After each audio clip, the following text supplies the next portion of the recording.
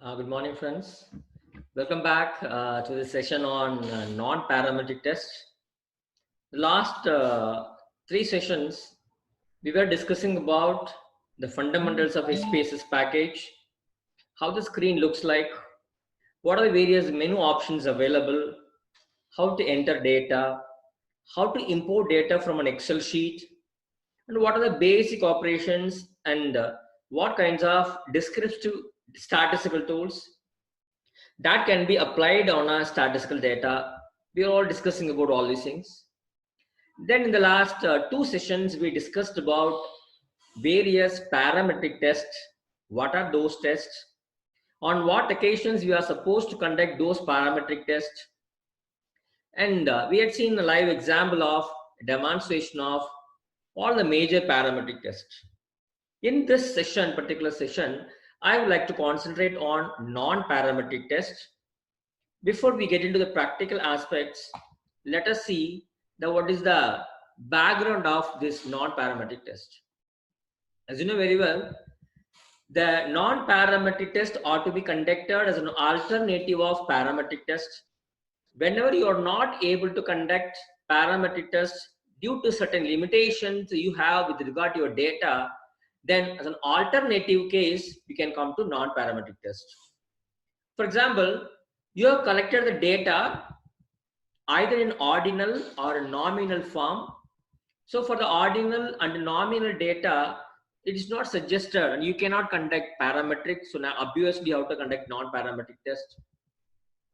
In some cases, you have collected the data in numeric, but when you check for its normality, maybe with the help of histogram or skewness, kurtosis or case, one sample case test, the result says that the data is not normally distributed, or we talked about homogeneity of variance in two occasions, one with regard to independent sample t-test and with regard to one-way ANOVA. If those tests reveal that this particular variance is violated, if you cannot assume the homogeneity of variance, then obviously you cannot conduct parametric test. So in all these cases, instead of parametric,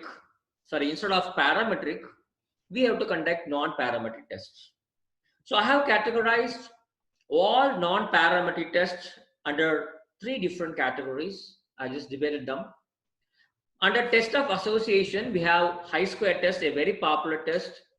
Whenever your data in nominal, between two nominal data or between two ordinal data or between one nominal, one ordinal data, whenever you want to check the association between these kinds of variables, you can go for chi-square. And we have a test of difference and we have test of correlation. This is what we are going to see in this particular session. And you know, chi-square is a test which is used to check whether is there any association between two variables. For example, I take a nominal data by name gender. So gender is a nominal data because we just nominate one to be male, two to be female. We just allocate some numbers. There's no ranking. So it's an plain nominal data. And there is another nominal data, for example, educational qualification, for example, maybe up to 12th standard, UG, PG, MPhil, PhD, education qualification. This is also a nominal data. So when you want to check whether is there any association between gender of the respondents and the education qualification, when both these data are nominal, you can go for chi-square to test whether gender influences the education qualification. Is there any association between gender and the education qualification? In the other case, when you have one data, a nominal data, and another is the ordinal data, for example, once again, nativity, rural, urban, semi-urban. It is a nominal data. And you have an ordinal data, that is ranking data. Maybe something like Likert scale, 5-point scale, 3-point scale, or 7-point scale. Something like strongly disagree to strongly agree 5-point scale, or very, very happy to very sad, maybe 7-point scale, or maybe aware, not aware, neutral, 3-point scale. So these kinds of ranked data are called ordinal data. So when you want to check the association that may exist between one nominal data, that is nativity, and another ordinal data, which is collected in the form of Likert scale, using Likert scale, then you can go for chi-square test. In chi-square, we got three models. One is chi-square goodness of fit, and 2 into 2 cross tabulation, and 2 into 3 cross tabulation. Fine. And I will just explain about these three cases when you take up the practical issues. Then let us go to test of difference. Here, as I told you, see, when certain conditions are fulfilled, then you have to conduct independent sample t-test or paired sample t-test, then one way ANOVA test. What are the conditions? The data should be numeric, and the data should be normally distributed, and there is an assumption of homogeneity of variance. When these assumptions, when these conditions are not met, you cannot conduct parametric. Then as an alternative, you can conduct non-parametric test. So I have given the alternative test. When you are not able to conduct independent sample t-test, as an alternative, you can conduct Mann-Whitney U test. Both are same.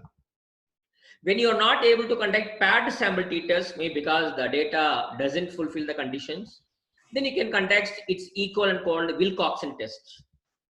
When you are not able to conduct one-way ANOVA because of the limitations of your data, as an equivalent, you can conduct Kruskal-Wallis Hutch test. Fine. Both are same. The only thing is whether the data fulfills the conditions or it doesn't fulfill the conditions. Based on that, you can decide whether you go for parametric test or you go for non-parametric. The same way, we discussed about correlation and regression. As far as correlation is concerned, when the data fulfills the conditions, that is both are numeric data and data is normally distributed, then you can go for Pearson correlation, partial correlation, all those things. But when the data what you have collected is in the form of ordinal rank, we have not collected data in numeric form, we have collected ordinal data. When you want to see the correlation between two ordinal data set, we cannot conduct Pearson correlation. Instead, we can go for two other kinds of tests. One is Spearman rank correlation, which is an equivalent of Pearson correlation. And secondly, there is something called the Kendall-Taubé test. And this is also a correlation test, but this is to be conducted especially when there are a lot of tied ranks. See, we are asking the respondents to rank a product, to rank a service, to rank a person, to rank a performance. When you get a lot of tied ranks, you can go for Kendall-Taubé instead of Spearman rank correlation. And both Spearman rank correlation and Kendall-Taubé both are non-parametric tests. Fine. Good. Now let us see all these tests, statistical tests one by one, practically with the SPSS. Before that, let me come back to this chi-square where I talked about the three different varieties of chi-square. And one is chi-square goodness of fit. So this test is to be conducted when you want to compare whether the data, what you have collected, what you have observed, whether they fit into a well fixed, a predicted, already available pattern. A particular pattern is available already in a society, in a community, in an environment. You have collected some data from the participants. You want to check whether this observed value is in line with the prediction or is in line with the standard which we already have. For example, if you take a sports complex where a lot of athletes are practicing, you can say that their BP level is fixed at a particular point. Fine. For example, you can say, for example, we say 100 is taken as the BP level. For example, I say for example, it is taken as the standard level. Or you can say an athletes, those who have been practicing for a couple of years in a sports complex, would you be able to cross 100 meters dash in a particular maybe 20-30 seconds? There is a standard. Now what you can do is that you can call some 20-30 respondents. You can ask them to run and cross 100 meters. You can check how many seconds they have utilized, and you can compare whether the observed seconds of different participants are correlating or in line with the standard 20 seconds what you already fixed. So when you want to check whether your observed data is fitting with the standard, a prediction or a pattern, you can go for goodness of fit. In other cases, 2 into 2 or a 2 into 3 cross tabulation, here you can check whether there's an association between either two variables or whether there is an association between two variables based on the third variable. So these are the three different kinds of I-square tests you can have. Now let us have a demo of all these kinds of tests. So let us go to SPSS. This screen appears. I select open another file. I click OK, and I go to a folder where I have kept all my working files. I go to desktop, then I select SPSS online course, final data set. Then I go to I-square. Good. Open. Now you see that the screen has appeared. You can see the screen here. First, let us contact I-square goodness of fit. Before we start, I will tell you very important way of entering data which we have not discussed so far. The one thing what we have seen previously was that you collect data from the respondents and you start entering line by line. If there are 10 participants, first participant, second participant, third participant, fourth, fifth, sixth, seventh, eighth, ninth, 10. If there are 1,000 participants, starting from 1, 2, 3, 4, 5, 6, 7, 9, 10, you can keep on entering data for all 1,000 participants. Fine. This is one way of entering data in SPSS. But instead of doing that, what we can do is that when data is enormous, we can just count the numbers and only the frequency can be entered. Only the frequency can be entered. Fine. Okay. For example, I'll tell you here, I have collected data from 100 odd participants. They're all going to purchase same brand car, but I have given them 4 different colors. You can choose any one of these 4 colors. Same brand, same design, same engine model, but only color will be different. Here, out of 100 participants from whom I have collected data, 10 students, 10 respondents preferred black color, 15 blue color, 48 red color, and 27 white color. So I have not entered data for all the 100 participants like 1, 2, 3, 4, 70, 80, 90, 100. I have not done that. What I have done is that I have just counted the frequency, simple frequency count. How many preferred black, blue, red, white? I counted the frequency and the frequency is entered here. That means instead of entering data for each and every respondent individually, I have counted the frequency. Only the frequency counts are entered here. This is another way of entering data. But in all the previous cases, we had data individually and we went and did the analysis. But here you can see the data is in frequency counts. When the data is in frequency count, before we go to analyze the data, the one thing what you need to do without forgetting is that you should do a procedure called weight cases. That means you should tell the system that 10 means there are 10 respondents. It should not be 10 should not be taken as number 10. It should be taken as 10 cases, 10 respondents. To do so, you have to go to data. Please go to data. Come down. There is something called weight cases. Data, weight cases. Fine. Here right side option is available. Weight cases by. Click on weight cases. I am going to give a first demo. Select frequency 1 and select this. Now give OK. You can see here now it says that weight by frequency 1. Fine. That means that the system is going to use weight command. So now if you have collected the data and counted and kept only the frequency here, before going to analysis, you go to data and you come to weight cases and you decide on which frequency the analysis is to be conducted. Is it fine? Fine.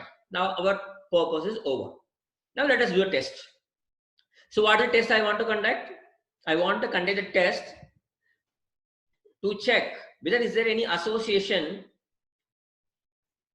It's not, in fact, it's not test of association. It's a test of goodness of fit. See, 4 colors are there. If no preference is there means, what does it mean? It means that all the 4 colors are equally chosen by the participants. Isn't it? If there's no difference among the participants, if all the colors are equally preferred, then what kind of answer we should get? 25 respondents selecting black color, 25 blue color, 25 red color, 25 white color. Okay, fine. But here we have not got that such kind of pattern. We have got different kind of pattern. So we want to know whether this is significantly different from the prediction. What is the prediction? There is no preferred pattern. All the colors will be chosen equally by the respondents. That is our assumption. So we want to check whether this observed pattern is coinciding with the prediction, with the pattern. What is the pattern? All the colors are same. The respondent will choose all the colors in equal numbers. So to check this, what I am going to do is that I am going to conduct goodness of fit, go to analyze, in analyze, non-parametric test, go to legacy dialogues and chi-square. Once again, go to analyze, non-parametric test, legacy and chi-square. Here, I want to send colors as a test variable. I have sent it. There's no need to select frequency because frequency was already weighted. So no need to set it again. And okay, that's it. So it says that observed and expected. What is expected? When all colors are same and 25 respondents, each should select all the 4 colors. But here it's not so. Instead of 25, 48 people prefer red color. So there is an extra of 23 respondents. We expect 25 respondents to choose blue color, but 15 have taken. So there is a minus 10. So this way there is a comparison between observed and expected. We come down. Let us see the statistics, chi-square value, degree of freedom, and the sig value. The sig value is 0.000. It's lesser than the threshold level of 0.05. It means that the null hypothesis is rejected and alternative hypothesis is accepted. It means that there is a significant difference between observed data and expected data, and the observed data doesn't fit into the prediction what we have already. That's the answer we get for this data. Fine. And I would like to show you another goodness of fit here. For example, normally we say there is a community, a caste or community or village. There's a pattern. What's the pattern? For example, if there are 100 people in a village, there are 100 people, only 10 people are pure vegetarians and 20 people are, they will take both veg and non-veg, and remaining 70% are, 10 people are vegetarians, 20 people are only non-vegetarians, and 70% will take both veg and non-veg. For example, this is a pattern we have in a particular community, particular society. So what I have done is that I have gone to that particular society. I collected data from 120 participants. Now I want to check whether the observed data, the data I collected from 120 respondents, whether this is fitting into my prediction, my pattern. What is a pattern? I have a pattern which we have been observing quite a number of years in that particular society. What's the pattern? In a society, there are 100 people, 10 takes only veg, 20 takes only non-veg, 70 takes both veg and non-veg. When you want to conduct a goodness of fit for this particular data, I should told you before you go for this analysis, if the data is available in frequency counts, you have to go to select weight cases. So let us do that first. Let me go to data. In data, I go to weight cases. For the previous case, we have selected a particular frequency. I reset this. And here I have to go for frequency 3. I select frequency 3. I send it to this weight case area. Okay, select weight cases, select the label, select the variable, and send to the box. Say OK. It means that now we are going to assume that the frequency counts will be taken into consideration. Now let us conduct the goodness of fit test. Go to analyze, non-parametric, legacy dialogues, come to chi-square. Here I have to select the variable. What is the variable? Eating group. I have selected eating group as a variable. But here I want to tell the prediction, my pattern, my standard I should enter. Where to enter? Give a click on value. What is the first value? You have to select 10 people take only veg, add, and 20 people take only non-veg. Okay. Then 70 people take both veg and non-veg, add. So this is a pattern I have, a standard I have. I want to compare this standard with the observed data. See, okay. You can see here the expected number of participants, the observed participants, the difference plus or minus. And here you can see that the chi-square value, degree of freedom, and sig value. The sig value is 0.000, which is less than the significant level of 0.05. So null hypothesis is rejected and alternative hypothesis accepted. It means that there is a significant difference between observed value and the prediction of the pattern what we have. Fine. And this is how we conduct goodness of fit test in chi-square. Fine. Now let us move on to 2x2 cross tabulation. For that, I have got two data here. I have collected data from 6 respondents, not 6 respondents, 6 groups. See, there are 2 political parties. I'm sorry, just for example, I have taken ADMK and DMK. And we asked a question. Do you feel that liquor shops are to be, bars, wine shops are to be open during lockdown period? And some people say, yes, we can open. Some people say, no, we cannot open. Some people don't know, no, we don't know comments, we don't know answer. The same questions we asked to the respondent, those who are in DMK, same question, whether you are against or you are in favor of or you are neutral with regard to the opening of wine shops or liquor shops. We got the frequencies. Okay, I have not entered individual data. I have counted the individual data and I have given only the frequency. Fine. The hypothesis says that there is no association between political party affiliation of the respondent and whether they are in favor of or whether they are against, whether they are neutral with regard to the opening of liquor shops. So political party, it is a nominal data. These answers is again it is a nominal data. So nominal to nominal, we can go for chi-square. There are only 2 variables. I'll go for 2x2 cross tabulation. Okay, where to go before we go for conducting the test? What is to be done? Yes, we have to give weight cases for this frequency 2. Let us go to data, go to weight cases. Let us reset it. I am going to conduct test on frequency 2. So select frequency 2 and send it to weight cases box. Say okay. Now it is on. Weight cases on. Weight by frequency 2. Fine. Now let us conduct the test. So go to analyze, descriptives, crosstabs. So if you want to conduct the goodness of fit, you have to go to analyze, non-parametric, under non-parametric legacy dialogues, then chi-square. But if you want to conduct a cross tabulation to check the association between the variables, go to analyze, descriptive statistics, and go for crosstabs. 2 row and column variables are to be entered. I got 2 variables. One is political party, another is opinion on opening of liquor shops. What is the influencing variable? Political party. So influencing variable, invariably it should be sent to columns, and the dependent variable or the opinion will be sent to row. Fine. And go to exact, anything if you want to continue, and go to statistics. You can select chi-square statistics, click continue. Go to cells. If you want any column percentage, something like that, row percentage or total, if you want expected value, whatever you want, you can click. Then continue and say okay. You can see the result here.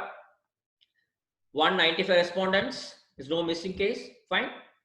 Then comes a descriptive analysis. You can see here those who are in favor of the opening of liquor shops. ADMK 78, DMK 13, percentage is 65. More ADMK people prefer, less DMK people prefer. When it comes to against the opening of shops, you can see here DMK is more, ADMK is less. What about those who are having neutral comments? You can see here DMK 16%, ADMK 10%. So this is what we have got it.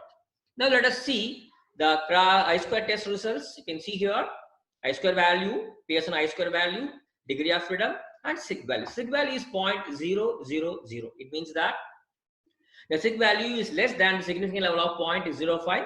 That means that the null hypothesis is rejected and alternative hypothesis accepted.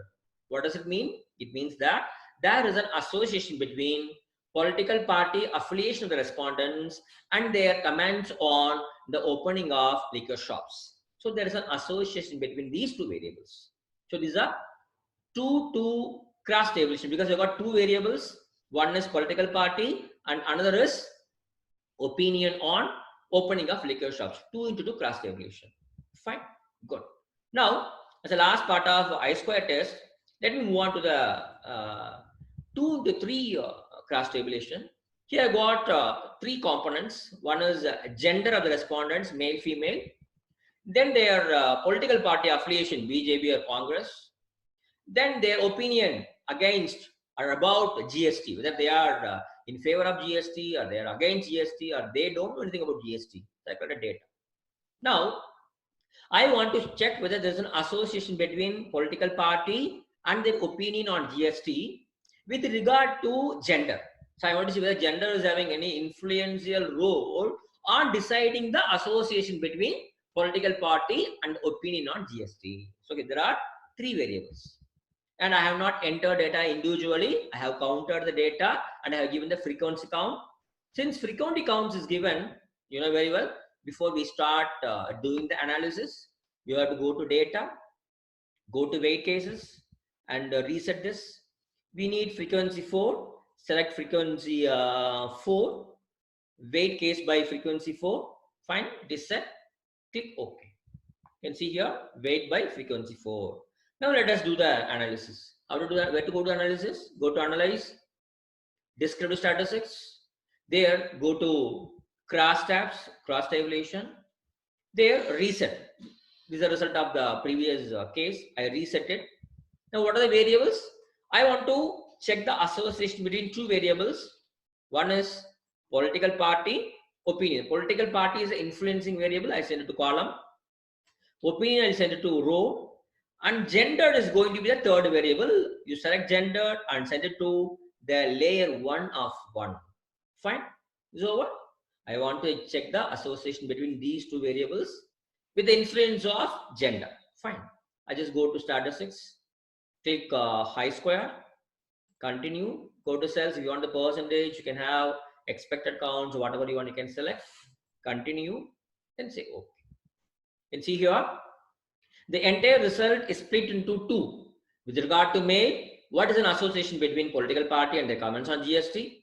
And with regard to female, what is the association between political party and their opinion on GST? So for example, if you take BJP, as far as male responses are concerned, when 70% are in favor of the motion, 15% are against, and 9% don't have any comments. As far as Congress is concerned, with regard to male respondents, 32.3% they are in favor of GST, 48.4% they are against it, 19.4% is not having any comments. So this shows the splitted analysis of male and female respondents on the association between political party and the opinion on GST. Now let us go to the main table, the I-square table. For the male and female, they have given separate I-square values. As far as male is concerned, I-square value, degree of freedom, and SIG value. As far as female is concerned, Pearson I-square value, degree of freedom, and SIG value. In both the cases, the SIG value is 0.000. That means it is less than the significant level of 0.05. It means that the null hypothesis is rejected and the alternative hypothesis is accepted. It means that there is an association between the political party and the opinion on GST when gender is taken into consideration, when male gender is taken into consideration, when female gender is taken into consideration. In both the cases, there is an association between these 2 variables. So this way, you can have 4 different models in I-square, 2 goodness of fits with no prediction pattern and with a pattern, and test of association where we have 2 into 2 and 2 into 3 patterns. So this is what all about I-square test. Now, maybe in the next part of the presentation, I will cover the remaining statistical non-parameter tests. Till then, boy, thank you so much.